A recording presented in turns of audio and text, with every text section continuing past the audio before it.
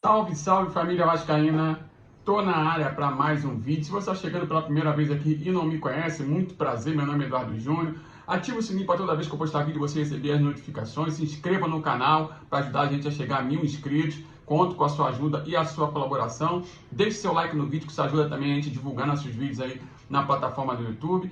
E compartilhe o vídeo nos seus grupos de WhatsApp e Telegram que falam de Vasco. Isso é importante também para divulgar nossos vídeos aí para o máximo de vascaínos possível, beleza? Então eu queria comentar aqui a respeito dessa questão da volta do Vasco ao Maracanã.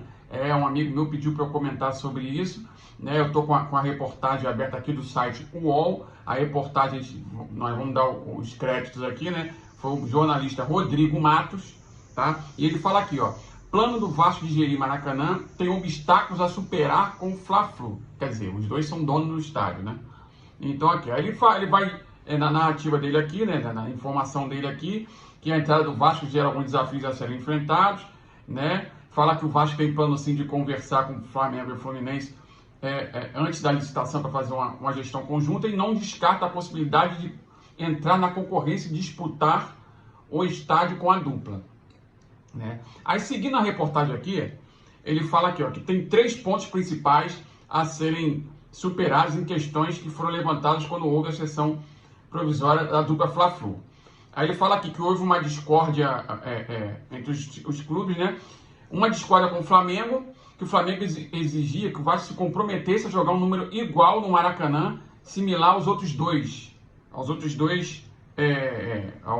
ao Flamengo e ao Fluminense. Exemplo, se o Flamengo jogasse 30 jogos no Maracanã, o Vasco seria obrigado a jogar 30 jogos, e o Fluminense também seria obrigado a jogar 30 jogos. E o Vasco, na época, não aceitou isso porque a gente tem São Januário, né? Então não fazia sentido ceder para o Flamengo, né?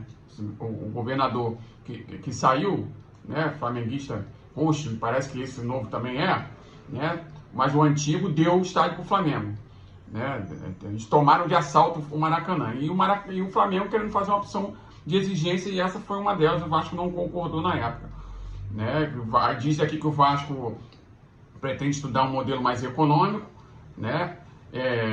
Que seja vantajoso para a gente poder estimar aí quantos jogos o clube ia jogar no Maracanã. E a outra divergência foi em relação contra o Fluminense, em relação ao lado da torcida, né? Se lembram que o Fluminense assinou entrou nessa onda aí com o Flamengo, né? Tinha um contrato com a Odebrecht, retiraram de forma sorrateira a torcida do Vasco do lado direito das cabines de rádio, direito este que foi conquistado em campo pelo fato do Vasco ter sido o primeiro campeão carioca, o primeiro campeão do Maracanã, né? Então o que acontece?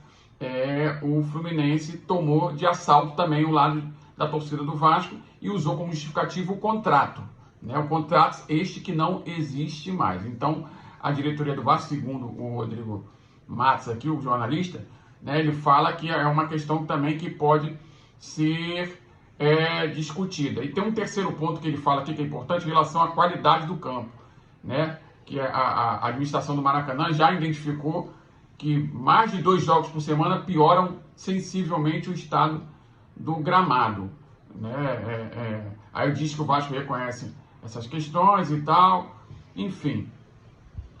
Vamos ver no que vai dar essa coisa aí. Agora, alguns pontos me chamam a atenção nesse processo aí. Ele fala aqui na reportagem que o Vasco está indo... deixa eu ver aqui, deixa eu só achar aqui, para a gente não poder mudar a fala, né? Deixa eu achar aqui. Ele fala que a questão aqui, ó. O clube... É certo que o clube deve ficar 1 ano a 1 e meio sem São Januário para uma reforma para modernizá-lo. Isso é o que o jornalista fala aqui, mas algumas coisas me chamaram a atenção. Por exemplo, foi divulgado já alguma coisa referente à reforma de São Januário, né? Qual a empresa vai fazer, prazo, custo, já foi divulgado alguma coisa nesse sentido? É uma coisa que me causou estranheza. A gente sabe que a gestão do Salgado é a continuidade da do Campeiro, e o Salgado, inclusive, já deu declaração falando que iria seguir com o mesmo processo da W Torre, né?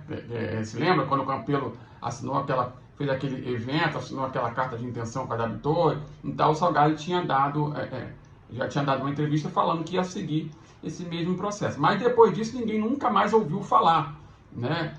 Não divulgaram se esse processo foi à frente, se já foi concluído, se vai fechar mesmo São Januário, quando que vai fechar, qual vai ser o custo, né, do projeto, se vai continuar o mesmo que foi divulgado de forma aleatória ali na gestão do Campelo, ou se vai mudar. Não foi divulgado nada. Claro que a gente sabe que essa nova gestão ela está adotando a tática do silêncio. Inclusive já vi em redes sociais alguns agentes políticos que compõem ali aquele conjunto de chapas ali que apoiam o Jorge Salgado, já vi eles falando isso, em relação a que a ordem agora é trabalhar em silêncio, né? Que vai de encontro ao que eles pregaram na campanha eleitoral, que seria transparente e que o torcedor faria parte das decisões do clube. Então, né, se bem que assim, como já mentiram uma vez em relação a dinheiro, né, provavelmente, quando mente uma vez, a gente perde a confiança. Então, não dá para confiar muito no que falam. Mas é uma coisa, um ponto interessante que a gente precisa ver. Quando segundo o jornalista que está falando que vai fechar? Para o prazo de 1 ano, é 1 ano e meio. Como é que ele sabe disso? Como é que ele sabe? Já foi divulgado alguma coisa? Não foi divulgado, né? Uma outra questão que eu fiquei meio na dúvida é o seguinte: essa gestão agora preza pela austeridade, né? Uma austeridade que há controvérsias também, porque que sentido faz, por exemplo, demitir 186 funcionários e contratar 4 empresas na parte de advogado, né, de jurídica, 4 empresas jurídicas. Qual foi o custo dessas contratações? Será que o custo foi menor que as decisões que vão ter que ser pagas para os 186 funcionários? E aí, que austeridade é essa? Como se tem transparência e ninguém fala nada, fica complicado. Mas, assim, o Maracanã, ele tem um custo, né? Ele tem um custo. E o custo do Maracanã não é baixo. O estádio, eles têm que lembrar que é o seguinte, que o Maracanã não é aquele Maracanã antigo, né? É um Maracanã novo, foi totalmente modificado aí, né? E com isso os custos estão lá no alto. Já tivemos diversas notícias ao longo desse tempo aí, desde que a dupla Fla-Flu começou a administrar o estádio, que, por exemplo, tiveram dificuldade em pagamento de contas dos custos do Maracanã ali. Inclusive o Fluminense. O Fluminense teve bastante dificuldade. Aí eu fico na dúvida. Eu achei esse ponto meio estranho, né? Se o Maracanã tem um custo, o Vasco tem uma política de austeridade extrema, segundo essa nova diretoria aí. Queda para a Série B. Com queda para a Série B, queda de receita, né? Da onde vai sair o dinheiro para custear aí essa estadia no Maracanã? Né? Um ponto a ser questionado. É um ponto a ser questionado. Aqui na notícia, inclusive, o repórter fala, né, que o Vasco pensa, deixa eu só ver aqui, o Vasco não descarta entrar na concorrência e disputar o estádio com a dupla. Ou seja, o Vasco, se não houver acordo, não descarta a possibilidade de entrar na concorrência para tomar a administração do estádio do Flamengo e do Fluminense. Pergunta que eu não quero calar. Se o Vasco ganhar a licitação, vai administrar o estádio sozinho, né? Custo altíssimo. Como é que vai pagar esses custos? Como é que vai custear isso aí? E aí? Tudo tem que ser questionado. Claro que o Maracanã, para se pagar, ele precisa ter um público mínimo no estádio, né? Estamos em momento de pandemia. A CBF, já viu uma notícia que 2021 inteiro vai ser sem público, ou seja, o estádio vazio, sem ter receita com bilheteria. Como o Vasco vai fazer para custear isso aí?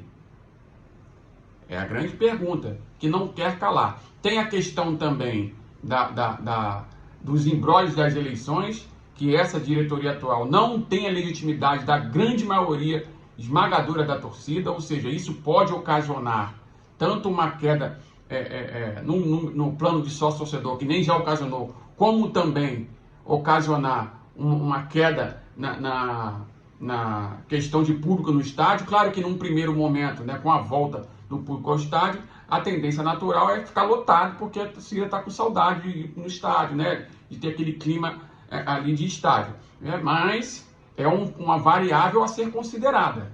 né? É uma variável a ser considerada. No caso do Maracanã, o estádio é grande, precisa de um público mínimo grande ali, eu não me recordo qual é o número, para poder o estádio se pagar. E aí? Como é que vai ser? Da onde vai tirar esse dinheiro? Ou vai fazer mais dívida para o clube? Então é uma coisa que me causou estranheza, né? Por isso que eu estou trazendo essas questões aqui para o debate, né? Trazendo essas questões para o debate. Óbvio que existe o outro lado também, né? O lado positivo. O fato isso vai acontecer, em algum momento isso vai acontecer, mesmo que não estejam divulgando aí, não estejam divulgando a questão da reforma adicional, uma hora ela vai acontecer. E uma hora o Vasco vai precisar de um estádio para jogar. Isso é fato, tá? Temos aí o Maracanã, que Flamengo tomou de assalto, né? E temos o Engenhão, que é um outro estádio que pode ser feito um acordo com o Botafogo ali para a gente mandar alguns jogos lá. Então, isso vai acontecer, quando não se sabe, né? Então, por isso que a gente tem que olhar os dois lados, né? Para ser justo, a gente tem que olhar os dois lados. Faz sentido, sim, o Vasco tentar, né, um acordo que seja vantajoso para o clube, para poder mandar jogos no Maracanã. Já preparando esse acordo aí para se preparar para uma futura reforma de São Januário, né? Então, isso é um caso que tem que ser pensado, sim. Tem que ser pensado. A gente não pode descartar o Maracanã e ficar só com um Engenhão, porque inevitavelmente haverá um confronto de datas, né? Vão ter jogos em calendário que, por exemplo, se o Vasco acerta só com o Botafogo no Engenhão, vão ter jogos que o Vasco e o Botafogo vão ter que jogar no Rio, os dois juntos. E aí? Como é que faz? Então, é complicado, né? Vamos ver no que vai dar, vamos esperar, vamos ver se vão sanar essas questões aí que eu joguei aqui para debate com vocês. Acho difícil pela tática que essa gestão está adotando de trabalhar em silêncio, né? Mais uma vez falando, indo de encontro à promessa de campanha deles de transparência, de chamar a torcida para fazer parte das decisões, né? Pelo que eu vejo nas redes sociais aí de membros de grupos políticos deles, vai ser difícil isso acontecer, até porque tem pessoas que passam 24 horas por dia nas redes sociais atacando quem pensa diferente, chamando de criaturas do pântano, né? Então, por aí, você já tira uma conclusão de que não vão estar muito abertos, né, a receber sugestões, né, de torcedores, né, principalmente quem pensa contrário, diferente deles aí. Vamos esperar para ver no que vai dar, né, esperando eles falarem de forma mais aprofundada essa questão aí da gestão do Maracanã. Fiquei nessa dúvida aí, como falei para vocês, da onde vai sair dinheiro para custear o Maracanã, já que o custo é muito alto. O custo é muito alto. Vamos ver no que vai dar e esperar o desenrolar dos acontecimentos. Esse foi o vídeo de hoje, espero que vocês tenham gostado. Se vocês gostaram, peço mais uma vez que se inscreva no canal para ajudar a gente a chegar a 1000 inscritos. Deixe seu like no vídeo, que isso ajuda também bastante. Ative o sininho, vai passar na tela nossas redes sociais. Se inscreve lá para a gente bater um papo. Um abraço e até o próximo vídeo. Valeu!